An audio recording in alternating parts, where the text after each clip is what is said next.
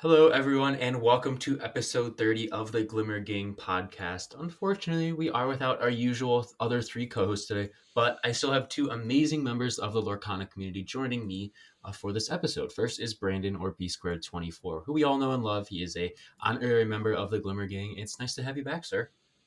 Yeah, dude, I always love hanging out on these things and talking Lorcana with you guys. Yeah, so we do have a very special guest today. It is the llama loving guy himself. It's Breezy. How you doing today, sir? I'm doing fantastic. I'm so happy to be here. It's kind of been a little fanboyish the whole time. I got a little text a while back. I was like, "You want to join?" I was like, "Of course." Well, we are so glad to have you here today. Why don't you introduce yourself and what you do in the Lorcana community? Yeah, of course. That's a good question because like I don't know what I do other than just be loud about my favorite card and live in this awesome copium of like him being playable and just be very loud and vocal about my passion for the llama boy himself. And when I'm not just loud on Twitter, I'm even louder on my stream at twitch.tv/YBreezy about the fun game that we all love and play, and lose my mind when I draw 14 and not draw the out I need. Stuff like that. Just good energy. That's what I try to bring. Awesome. Well, we all love good energy. The loud is always needed. But yeah, today we have a very packed episode. We're going to go over two cards that we got over the Glimmer Gang's little winter break. We have New Year's resolutions, talk about ban list talk, which has been a hot commodity in the Lorcana community lately. OP predictions, as we don't have the official announcement yet, but we can still talk about it, see what we want to see from that, and then a few listener questions as well at the end. But the first card we're going to go over is Wendy Darling. And Brandon, why don't you take us through that? Sure. So, Wendy Darling is a recently released card. She is a Sapphire Inkable 3 cost card with 3 strength, 1 willpower, and 2 lore. She's a super rare card with the characteristics Storyborn and Hero. She has Ward and Support. Yeah, so this is a super rare, like Brandon said. And Breezy, why don't you take us through this? Because I know you have thoughts on the rarity of this card in particular. Yeah, I don't get it. Like support, great, fun, awesome, sure. But like and ward, fine, you can't target. But like a lot of cards don't worry about target anymore. Like we have entered the meta where just targeting is like not a problem. Hence why my boy is no longer important. And I just don't get why it's a super rare. I don't. I just doesn't. It would have been fine as a rare maybe. It's just gonna be one of those super rares you're gonna pack and you're like, oh. But then again, chapter 3 might just make support or whatever just Mm-hmm. insane. We won't know. But until then, like right now, if you add that card into the card pool, I just don't see it being used in much of anything. Yeah, at this point we have 8 out of the 204 cards from into the Inkland, so there is a lot to see. But with Steel running rampant, this can be removed from the board very easily. Brandon, any thoughts on this card? Not much more than what YBreezy just said. I think with such a low willpower, Steel really stomps on this card, and Steel almost always has a place in the meta, at least in the past 2 sets that we've seen. So, yeah, it's definitely going to be one of those super rares that you pull up from the pack and get excited to see the rarity, and then you continue pulling up and see it's winning Darling and just Mm-hmm. give a little sigh. Is it too early to say this? Maybe the Gantu of this set? I don't know. But Oh, ouch. speaking of steel, the other card we got is Eeyore Overstuffed Donkey. He is a 5 cost inkable, 4 strength, 5 willpower, 1 lore. He has resist 1 and is a storyborn ally. I mean, the comparison is made to Snorlax. This could be the Snorlax of Lorcana if we do get more Eeyores. But Brandon, any reason that this may see play? I know we have a lot of other more prevalent cards that will be played in steel in this cost slot. Yeah, so in standard play, unfortunately, I don't see or seeing much play, mainly because, especially in steel in the 5 cost slot, we have some just better cards. Like the one I Mm-hmm. immediately think of is Beast Tragic Hero. He it has been a staple in Rise of the Floodborn, and I can't imagine him getting much worse in Into the Inklands. So when it's Beast Tragic Hero over Eeyore, on which card I'm playing on turn 5, it's probably almost always Beast Tragic Hero. I do think Eeyore will be a fine card in something like Draft, or it's nice to see more Winnie the Pooh characters uh, enter Lorcana. And so if we ever see a format that's like a movie format or IP format where he would be played in a deck that was only Winnie the Pooh characters, I think that he would be a fine card in that, Mhm. because he just has big stats, and resist on a big butt, is usually pretty good. So outside of that, though, I don't think he's going to see much play personally. Yeah, definitely. With him being a common, he is pretty easy to get in draft, and you can throw him down and just it unless your opponent has like that one removal card that can take him out that we may see. Uh, he'll be good there. Breezy, any other thoughts on Eeyore? Um. Uh. Well, yeah, I do. In the sense of like Winnie the Pooh, just as a franchise, just getting the short end of the stick over and over and over. Like, what's going on here? Why did they make the greatest art with Honey Wizard and just like absolutely not add any effect to it? Where I would like to play it. This is just one of those cases where it's like I love the franchise, and they're just making cards that just kind of won't see any play unless draft happens and you just need a body. But like, I don't understand why Winnie the Pooh is just getting the short end of the stick with the franchise cards that are coming out. Like, even the actions are not great. Yeah, it's a wonder to all of us. I think. I mean, Eric Switzer from the Gamer ran a like community poll, and Honey Wizard won Art of the Year, but you don't see it in play at all. So I think obviously we have cards with good art that see play. I think Big Tink is where I go first. But yeah, I agree. Winnie the Pooh and that whole franchise just getting the short end of the stick, which is unfortunate. Uh, but obviously, hopefully, we see more Winnie the Pooh cards in this set.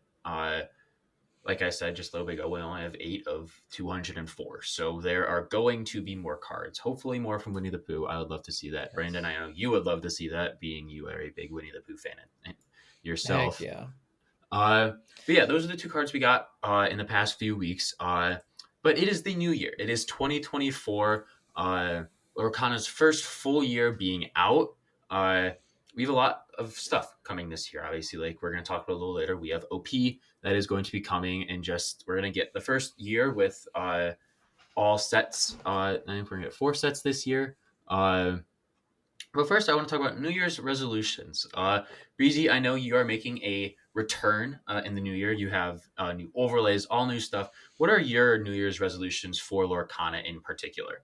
Yeah, personally, the big one is obviously stream Hmm. more, be more alive, so people can just hang out, have a good time. But other than like small, like big personal, I want to travel for Yeah. Lurcon events. I want to meet the community. I want to hang out. I want to see the Lorcana community in person in like bigger events when official events come out. That was one of the bigger things I always wanted to do with other card games, just wasn't able to get into it as much. But with Lorcana, I want to be there. I want to meet the community, and that's kind of the bigger resolution I have. Other than that, other small personal ones would be definitely like be the guy that releases a Cusco card, Hmm. announces it. That's a dream. But yeah, those are it. I think those are the ones that I have in my list right now for 2024. Awesome. Well, yeah, I know after Gen Con, and I bet Brandon can echo this as well, getting to meet everyone, it's just, I'm excited for it. It's something that was so cool just to be able to Mhm. go and we talk, like right now, we're talking, but then once you like get to see these people face to face, I know that's something that Right. I can't wait for as well. But Brandon, I'll go to you next for your channel or for Lorcana in general. What are some New Year's resolutions you have, sir? Yeah, so I'll echo what YBreezy said. Like, probably, well, not probably. The thing that I enjoyed the most in this past year of Lorcana was absolutely seeing everybody in person. Like you said, it is one thing to be able to talk to each other over the internet, and be in each other's content and that sort of thing. but there is just something special and something different about being in person with everybody. And we've gotten so many more content creators like YBreezy and a bunch of others since the start of Lorcana that, Hmm. weren't there for Gen Con or couldn't make it to Gen Con. And I think it would be super awesome to have another huge meetup like that again, where not only uh, is there everybody that was at Gen Con again, but also all of these new people that have come into the space and, we've tried to welcome in and bring in and support. So that would be really cool. More than anything, I'd just love to see Lorcana continue to grow. I want to see more people playing Lorcana. I want to see more product out there. I want to see more talk and buzz about the game. I'll keep saying this until it happens, but personally, I'd love to commentate over an official Ravensburger competitive Yeah. event or fan event for Lorcana. I think competitive events, especially ones that are broadcasted, are super awesome and super entertaining, super fun to watch. So to be a part of any of that would be really awesome as in regards to personal resolutions for the year. But yeah, more than anything, I think I just want to see the Lorcana community continue to grow and the game grow and get to meet as many people as possible. Yeah, I know. Like you said, just having all these new, this feels like just influx of content creators coming in after the game started. I'm excited to meet everyone, just to see people in the flesh. I can echo what both of you said. That is probably what I'm most excited for. The first event, I'm hoping that we can get another huge meetup. I think that would be amazing to see. Just to get everyone there, as many people as we can, as many CCs, as many just fans of the community there. I'm really hoping that first, whether it be competitive event or fan event, is huge. And New Year's resolutions for me personally, I just kind of want to keep growing. The Glimmer Gang, obviously, we have our gauntlet coming up in a few months. I know this is like the first time I've talked about it on a podcast. But yeah, we have the Glimmer Gauntlet coming up. It is a charity event.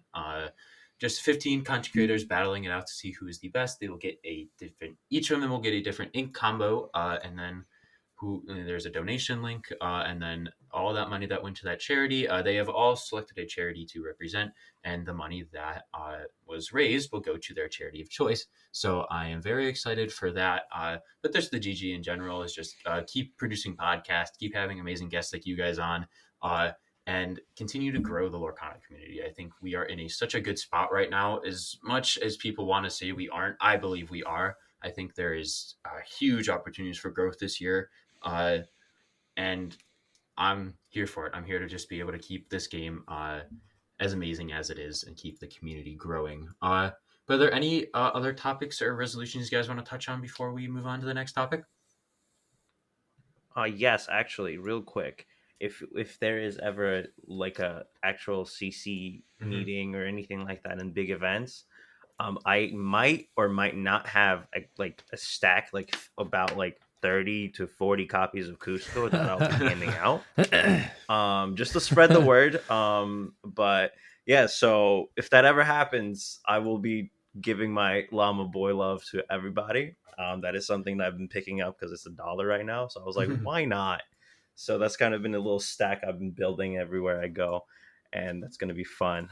But other than that, I just want to say like what you're doing for the charity, the gauntlet is going to be Mm-hmm. awesome. And as a fan, I'm really looking forward to it as well. So it's gonna be really fun. Yeah, I know. I'm really excited for it. We're announcing all of the competitors on our Twitter right now, so you guys do want to go follow us there at Glimmer Gang Pod. All of the competitors have been announced. We have our first three announced so far, which is Franz, our very own Lee Barbs, and then Adara, who is the one of the co-hosts of the Citizens of Lorcana podcast. And we still have 12 more to announce coming in the next over January. But also, I need a signed card. I need a signed Cusco card from YBreezy. That's my New Year's resolution. I need a signed Cusco card. Coming right up. Uh, but yeah, those are New Year's resolutions. 2024 is hopefully going to be a gigantic year for Lorcana. Going to, I mean, 2023 was still amazing, but who knows what this year could do for the game. I think it's going to be probably the most pivotal year for the game because if they can get OP right, if they can get a lot of things right, set releases, they balance a lot of the card pool out. Because I think something that's been talked about is this card pool isn't exactly like set. It wasn't made to be playlists. We are still missing locations from the game, which are a key vital part to the game. And I guess before I get to the next topic, do you guys think that by the end of the year the game will be officially rounded out how they want? Because we know we have 6 sets, and the 6th set will come at the end of the year. By that point, are we going to have the full fleshed out game, or is there still going to be more that is coming after that they want to introduce? I mean, I think there's always going to be, uh, stuff that they're trying to innovate Mm-hmm. on and bringing in new things. Um, I'm actually not completely sure how much I buy the like we don't have the full game yet sort of thing. Mm-hmm. I think everything being designed together within the first 3 sets. When set 3 comes out, we might see a fuller game, but the cards that are good now, I think will still be relatively good. And like Mm-hmm. the cards that probably needed a little bit of tuning or a little bit of balancing, I personally think are going to still need a little bit of tuning and a little bit of balancing. I don't think that set 3 is going to come in and all of a sudden like the game is just going to be, completely balanced and perfect and playable. Oh yeah. Um, but I am looking forward to having set 3 come out, locations come, and we see a more potentially rounded out version of the game in the way that it was originally envisioned and designed to play by both Ryan and Steve, for sure. But in regards to sets past that, I mean, in every card game, every time a set comes out, there has to be something new, there has to be something good in order for people to go buy the new set. So I Yeah. imagine with every set, they're going to be innovating and bringing new stuff to the game. I think set 3 is gonna just make the like this is everything that's the core, and everything you need to play the game is gonna be there. Location is gonna be, I think, the last piece we need to have everything done.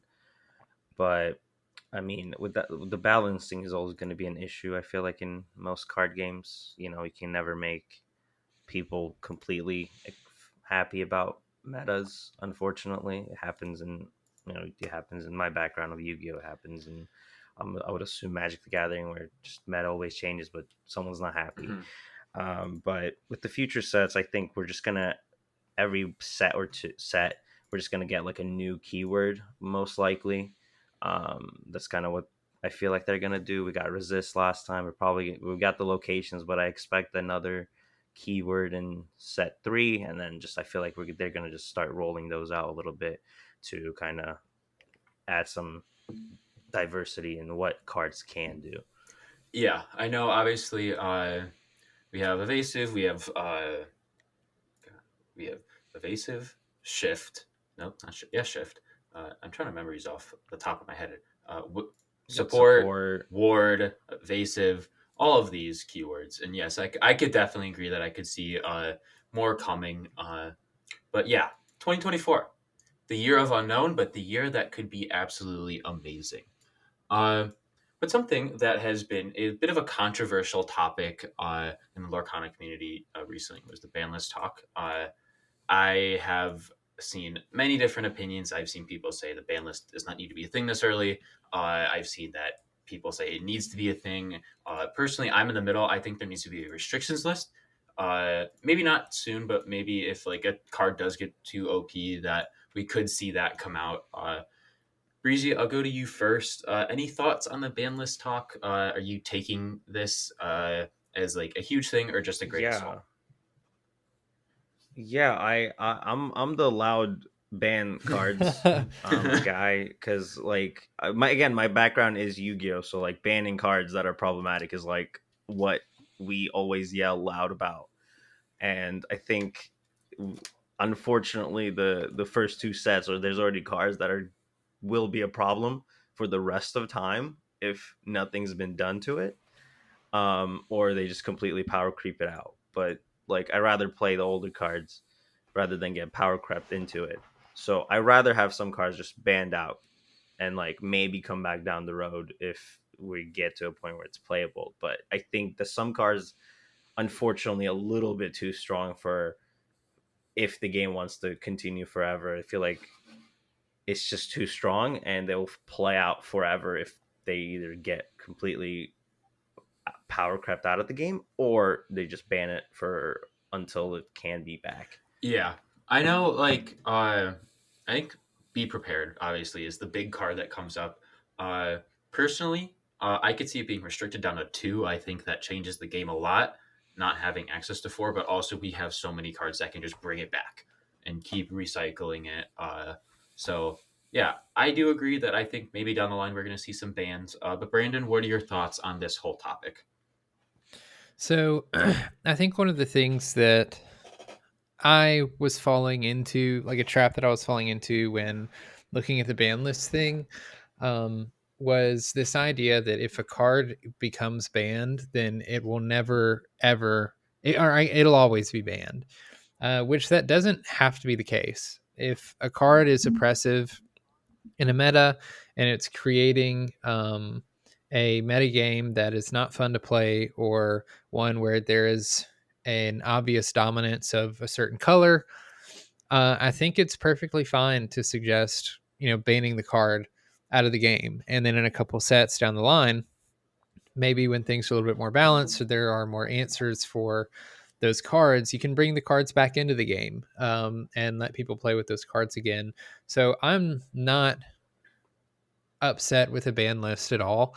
Um, I really don't like restricted lists, though, I'll be honest. I think when it comes to ban versus restricted, like typically when a card is at a point where it needs to be banned, it's because it's oppressive, and restricting it doesn't really solve the problem. All it does is make the scenario where the card like does the thing that people don't want it to do less frequent, but it still happens, Yeah. like um you mentioned be prepared being brought up in the conversation a lot. I don't think be prepared needs to be banned. I think be prepared is a card that has to exist in this game. Otherwise this game basically mid-range and aggro run away like all the time. Yeah. The only other card we have like it is grab your swords, but that just, I mean, one of the easiest ways to counter that is to play really big butt characters.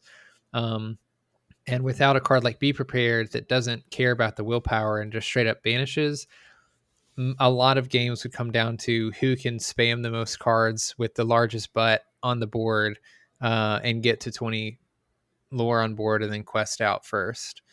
Um, so there aren't a ton of cards that I think really need a banning. I would look closer towards the Merlin and Mim package to see if some of those could or couldn't be banned. I personally think Goat and Fox are both up there on cards that need a little bit of look at, or need to be looked at a little bit. Um, but yeah, in regards to bans, I think they're perfectly fine. I'd rather ban cards and make the game more enjoyable and more balanced than, not do anything and Amethyst rule the metagame and that sort of thing. Yeah, I think obviously this is a loaded conversation. When you ban something that can change the just overall archetype of the game, it can change the horizon, it can change everything in the game, even if you ban just one card. Because I know if you ban Merlin, the goat, obviously it wouldn't take away from those decks, but it also, there was like Ruby Amethyst, Amethyst Steel. That is a late game win condition for them. You get to 16, 17 lore. If you can get a goat and a few foxes, you can easily get the lore you need to win the game. So I think ban lists, like you said, Breezy, like you said, Brandon, we all have our different opinions. I'm a fan of restriction lists. Brandon's not. Breezy wants to see everything get banned. It's obviously there is Remove all of the cards. No cards. more Lorcana. Just Cuzco. Everything but Give me Cuzco. Honey Wizard Just format, Honey please. Wizard. Give me a Honey Wizard format where it's just 60 piles of just Honey Wizard, and we're gaming. But yeah, ban lists are obviously a big thing. At any TCG like Pokemon, Magic, Yu-Gi-Oh, that has been around for a hot second now. Has banned cards, has restricted cards. But the next topic is OP predictions. Now, last month in December, was this December or was it November that this got announced? I believe it was last month in December. Uh, that this month we're going to get an announcement for OP and the OP track for Lorcana. So we don't really know what we're going to get. I know there's been a lot of talk on what could happen. But Breezy, I'll start with you. What are your expectations, or what do you expect to see from this announcement when it does eventually come this month? My biggest hope is that they follow the point system regarding in like how to get into worlds or whatever they need to. I think that's just the healthiest one.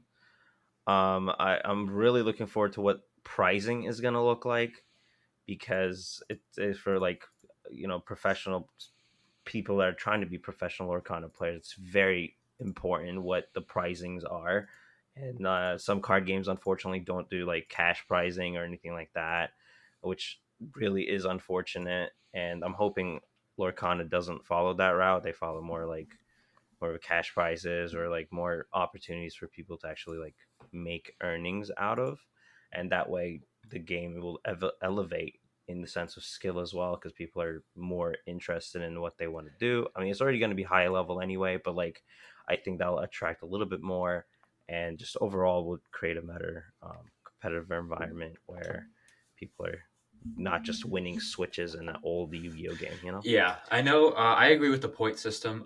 Brandon and I, we both come from a Pokemon background, and the point system is how you qualify for worlds, and I really like that. I really like it. Kind of Hmm. doesn't force you, but it does in a way make you go to like the smaller tournaments. You can go win at those, and like if you do really well, but sooner or later you have to go to a bigger tournament because those smaller tournaments you can only use so few of them to qualify for worlds. You have to go to these regionals type events, and I do expect to see those. Hmm. Uh, Something that I've been thinking out: are these going to be at actual events? Are we going to have a competitive tournament at Gen Con? I don't believe it will. I believe like at these already established cons, like Gen Con, like PAX, even D23, definitely fan events. I think those fan events work really well into Yeah. those because you can do other things at these conventions, but you have the competitive events that are just focused on that. That's all you're going there for. You're focusing on that and that alone. I definitely see that happening. I obviously like, I'm biased towards Pokemon because that was my first game. I really like how they do it. It's simple. It's easy for kids.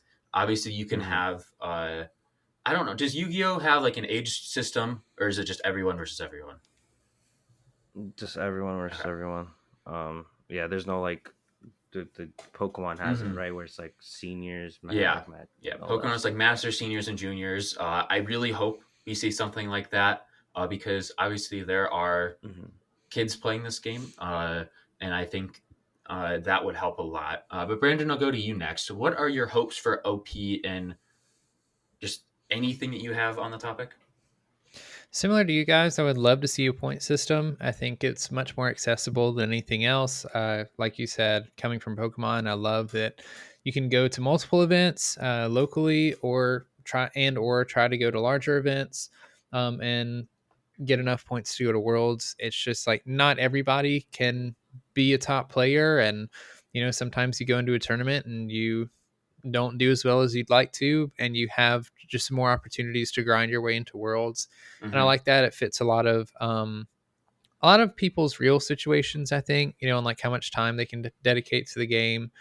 um, I hope it's a nice balance between having to go to events and not having to go to too many events. Like that's one of the complaints I have with Pokemon is you can win an entire regional tournament that has almost 2,000 participants, and you're maybe a third of the way to getting your points to Worlds. I think in Mm-hmm. something like that, that probably does deserve an invite to something afterwards. Yeah. Um, and so I would like to see a nice balance between that. I would love to see an age bracket. I think that's important as well, Hmm. to have your adults playing each other, but then have let the children come in and compete. Just like the rest of us, there are some kids that want to compete and be competitive and do well, and there are other kids that want to have fun. And I think it would be more appropriate to divide the age groups uh, accordingly. And it's also just fun to like support the little kids as well. You know, when you have the winner of the regionals, it's, you know, this 12-year-old kid, like that's very cool. I could only dream of going back to school like at that age and being like, you know, I won this 2,000 person tournament or whatever playing this game.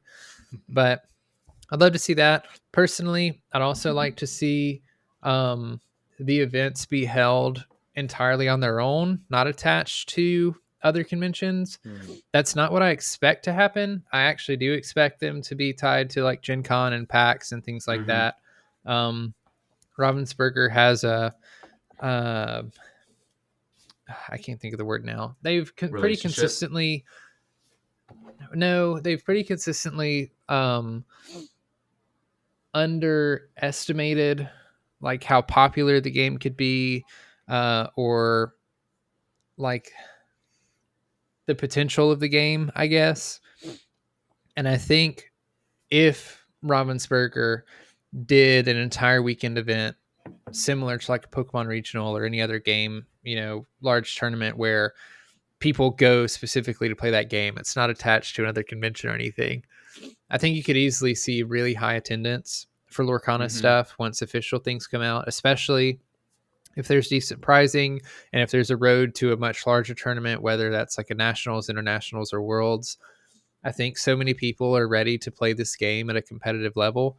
Um, and doing so in a official capacity, I think would drive even more people to go to those tournaments. But because Ravensburger usually doesn't, um, usually underestimates like their potential, I expect it to be more like at a convention level. Also, if you do things like themselves on their own, I imagine it would be easier to broadcast it, which I also think is something important they should do. Not just because I want to be the commentator, but like I spend a lot of weekends still, you know, watching Pokemon regionals. They're entertaining to watch, mainly because there's big upsets. There's usually like players that you can follow and keep up Mm-hmm. with. And like if you have friends that show up to the tournament, etc., it's super fun to watch them and keep up with them throughout the day as they're going through the rounds. It's really suspenseful, especially once you get to those later rounds, and you know the stakes become even higher on whether or not they make top cut, etc. I think it makes for really entertaining events, especially for people who watch and play Lorcana. So I would love to see stuff like that as well. And I imagine it would be a little bit more difficult to broadcast events were they at already or at other events like Gen Con or PAX that have a bunch of other stuff going on as well. Mm-hmm. Yeah, it's almost like in a sports aspect, watching film, which one, you see these, once you get to the later rounds, you see these high level players playing and you see, oh, they did this. I never thought to play the deck that way. And I think that's something that's really cool in that the broadcasting it does provide is you just get to see the best players playing. And I think that's really cool. But yeah, any other like just broad OP predictions that you guys have? One last one. Because like I think it's just too perfect. They just do worlds at Disney's like for a couple bit, and we'll like because it's all Yeah. over the world, right? You can have the American world, like a world in America. You can have worlds in Japan. Like you can kind of spread that for a bit and then have a good time as well. Just bring people. It doesn't even have to be in the park. You can just do. There's so much there. If you just do it in the cities, I think that also attracts just Disney. People can just come in to watch the events as well, and that's also a big deal. I think that they'll be very good, and casting would be super nice. I just want high quality uh, Mm-hmm. casting, and I Yeah. want I want high quality like setups for the worlds and stuff like that because it's so important visually for people that are just watching the game to be entertained while watching the game. Will just like background, good quality. People can actually good transitions, interviews, good stuff like that. It would make a big deal into attracting those people that are casual to Lorcana to get into more of the competitive side of it. Yeah, I know Disney World, I think, is just the first place. But Disneyland also, you have the Anaheim Convention Center right down the road. And then but Disney World, you have Swan Mhm. and Dolphin Hotel, which is like the big convention place on their property. So there are places to do that.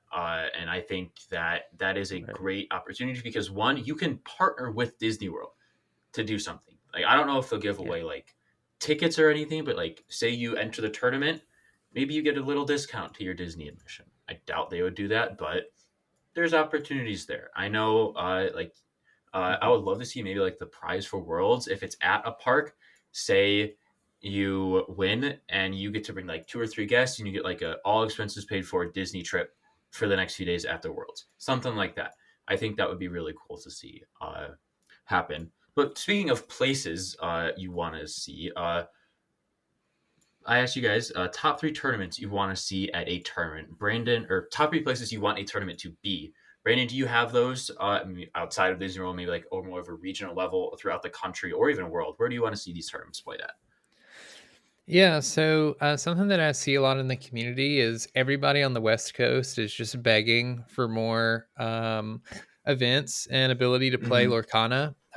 Unfortunately, a large majority of the population of the people that live in the United States are on the eastern side of the country. So Yeah, naturally, there's going to be more events over there. It's going to be more accessible on that side of the country. But I feel for all of the Lorcana fans on the West Coast that want to keep playing Lorcana and compete in events local to them so they don't have to travel so far. So I'd love to see more over there. We know that Ravensburger headquarters is in Seattle, I think. yeah, So, they could definitely do something over there. As mentioned before, there's Disneyland. That's a very easy location. Other than that, I would just love to see events spread across the country. So, the closest place that an event would likely be to where I would be was probably Dallas. I'd love to have one close enough that I could drive. Otherwise, I'm probably flying to all of the other events.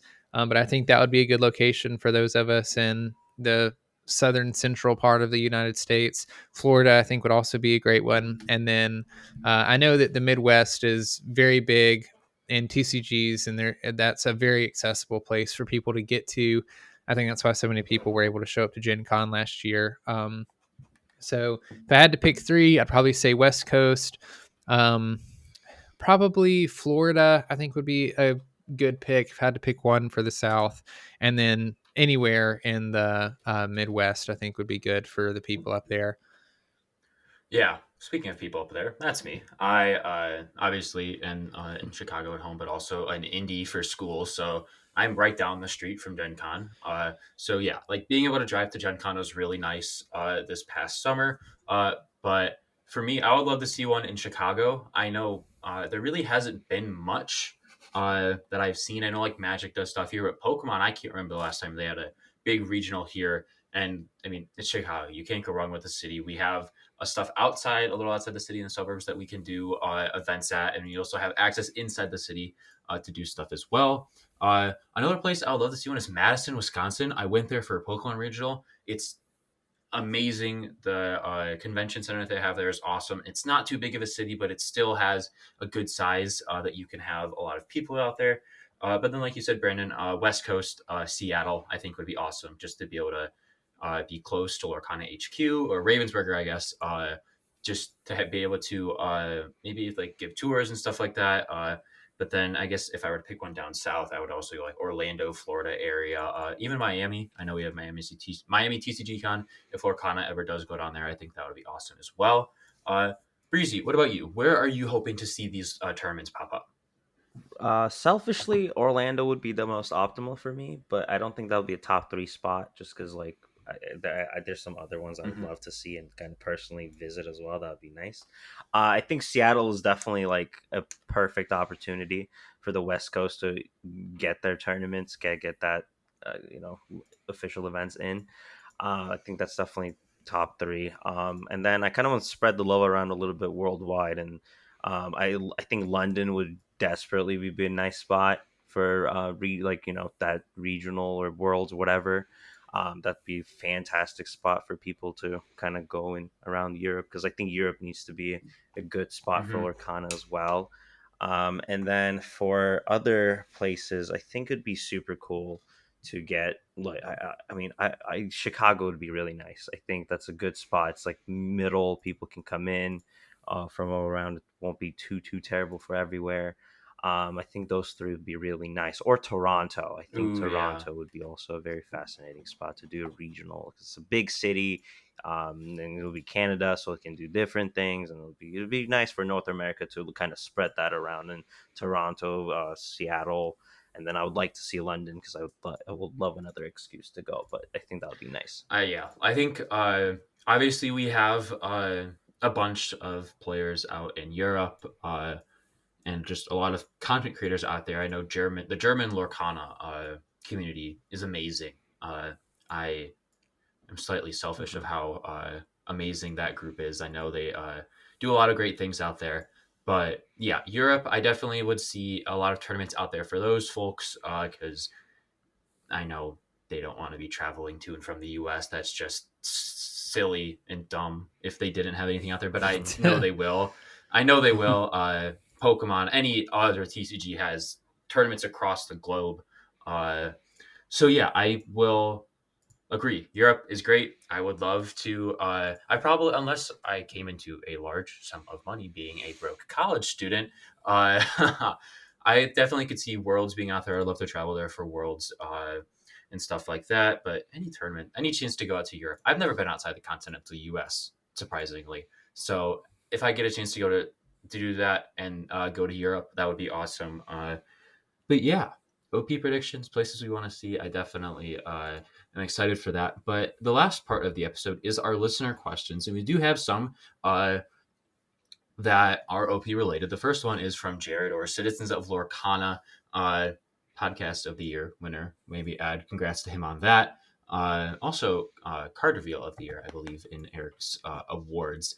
But the question is, what are you hoping OP prize support to be? I know, Breezy, you touched on this with cash and stuff. I know for me, I would love to see like booster boxes. I'm really hoping they do plaques and stuff. Like I bet they will, but like a nice thing that you can display in your house that you won or you did well in this. But Brandon, I'll go to you. What do you hope to see in OP prize support? It's an interesting topic because if I remember correctly, I believe Ryan has said something along the lines of like they want to be careful with how they run tournaments and what they do pricing or how they do pricing for tournaments because ultimately Disney Lorcana is supposed to be a like game for Disney fans and TCG fans Mm-hmm. that I think is a little bit geared more towards the casual side, like the families and probably more the Disney fans than the TCG fans. And specifically have mentioned that they don't want to attract the crowd that comes with really large sums of money like cash tournaments because you just get these players that are super sweaty and um, don't have the best reputation of being like nice and inclusive and friendly.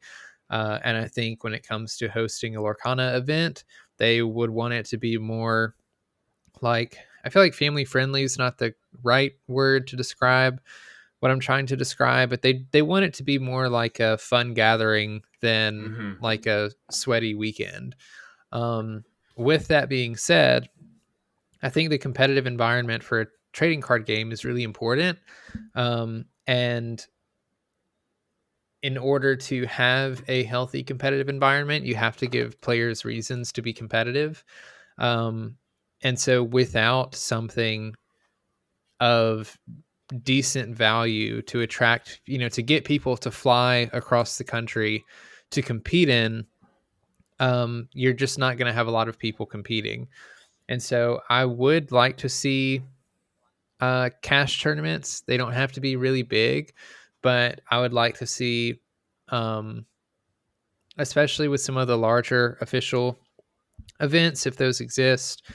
I would just like to see large cash tournaments. I personally also really love the um, prizes where it's like a promo card that says, Toronto champion on the card, Mm-hmm. like a little promo that the winner gets. Those are super fun and obviously could be really valuable because they're the only cards that exist with that stamp. So things like that would be really cool. I would be really disappointed if it was like a, um, you win, I don't know, a Nintendo Switch, Oh like gosh. stuff like that is just kind of is not as enticing, I think, for competitive players to come out and really try and put a lot of time and effort towards the tournament. So even like product would be fine. That my only issue is in order to create enough value through product, you'd have to the prizing for the top players would have to be a lot of it. And I don't know about you guys, but if I'm flying across the country to compete in a tournament, I don't really want to have to find room for 8 booster boxes, to like fly back with. So like I don't know that that's a great pricing support either. So I'll be honest, I don't know the answer to this question. Like I don't know exactly what I would want to see um, specifically, but generally I would like to see pricing that attracts a lot of players to come and compete and try without or while keeping the wholesome, like family friendly, awesome community that we seem to have currently. Yeah, I know. I think touching on like the thing coming from the Pokemon, like the promos that have those little stamps on them. I know like the playmats that Pokemon does, and any really other game does that like says champion on it. I know at Gen Con, if you got into the second event, you got the playmat, but it didn't say anything on it. It just had the 5 or 6 characters on it.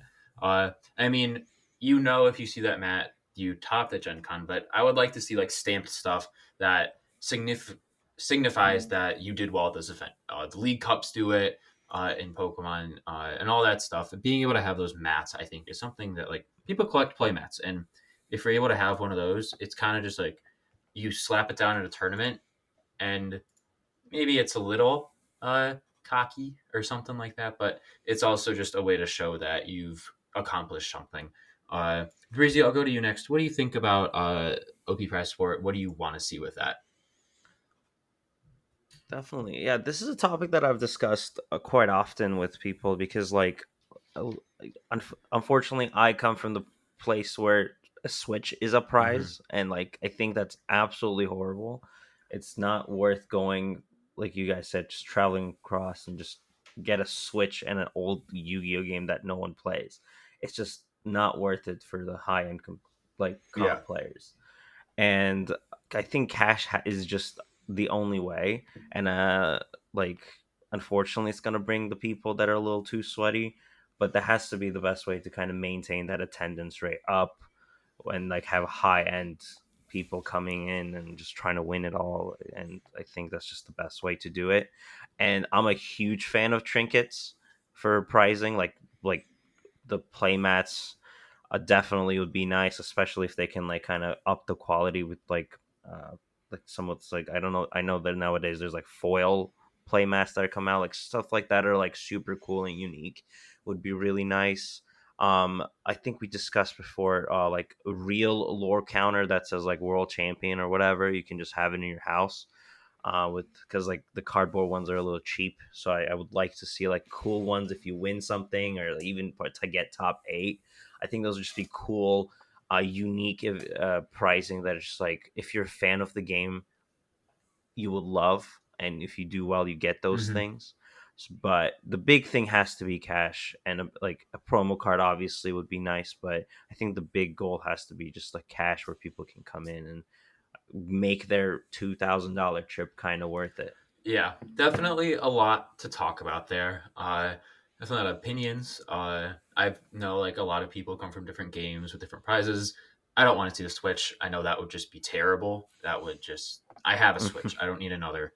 Uh, most people, I feel like, have Switches, and if you try to resell it, maybe you'll get a profit, but it doesn't repay your trip going all the way across country for a tournament. So, could be cash, could be uh, product, could be a lot of things. And I think I'm really hoping that they take notes from other games.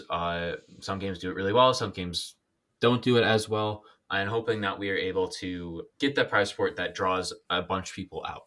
Uh, the next question is also OP related. It's from Jedi Geek Girl over on Twitter again. What don't you want to see in the official Lorcana OP track? Breezy, I'll go to you first. Anything that just like you don't want to see come from this OP announcement?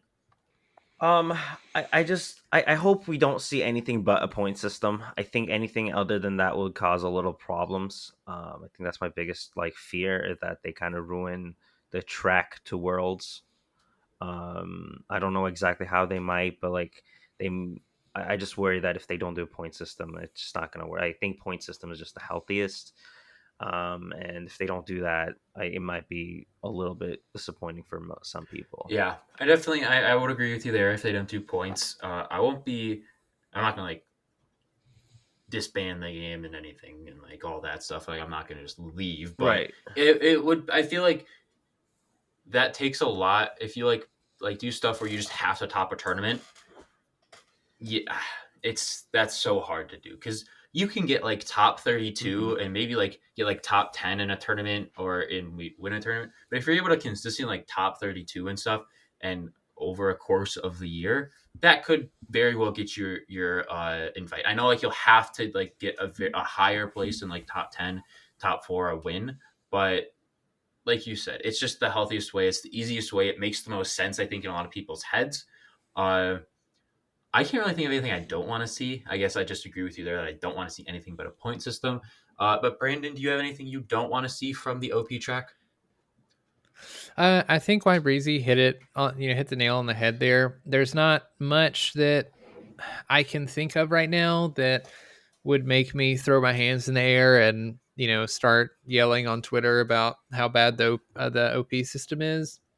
And I don't think if it were anything other than a point system, I would do that either. But probably more than anything, I'd want to see a point system, and would be a little bit disheartened if it was anything else for the reasons you just explained. I love the idea that anybody can make it to Worlds. If you grind hard enough, and if you place well enough, and if you try hard enough, like it's very motivational for all levels of players, whether you're high end or you're somebody new coming in. You can try out a couple tournaments and see how close you can get, and continue to make decisions on whether you want to keep going.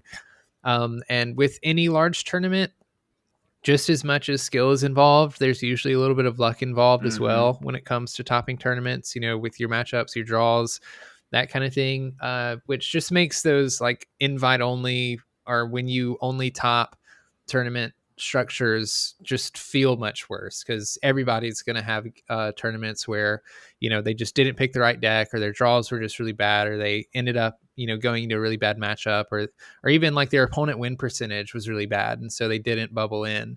And like a lot of none of those things you can help. And being able to walk away from tournaments like that, knowing that you can go to future tournaments and hopefully have a better tournament run to help you get to Worlds, I think is just a much better option than anything else. Yeah, I like both you said, and it's just the healthiest way to do it. And I think that we'll have to see how they do it. And if it is a point system, I think the majority of the people will be happy. But our final question for the episode, this is specifically for you, Breezy. It comes from Dan and Lily or Lorcana Fanatic on Twitter. We all know your favorite character. What do you imagine a Kuzco Dreamborn or Floodborn would be like? I would love to see a Floodborn of him in a throne, but it's just him as a llama. So it's just the Mm. Llama King, where he just like in his throne with the crown, but he's just full on llama because he never got back into human form. I think that would be hilarious. I don't know what it would do because like that's just I have no idea, but I think that would be my like the dream card that I would love to see, just the full on Llama King, or him actually like being like a maybe a dreamborn of him like being like a generous emperor as he learns his lesson of being kind to Yeah, humans. awesome. I know. I can't wait to see more Cusco cards. I gotta get every single Cusco card signed by you. I think that's my goal. Uh, but I wanted to thank you for both of you for hopping on with me today. Brandon, you want to plug yourself real quick, your channel, all that? Sure. You guys can find me on YouTube at b squared 24.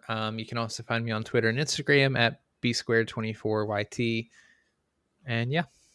Awesome. And then Breezy, one more time, you want to plug yourself for our audience?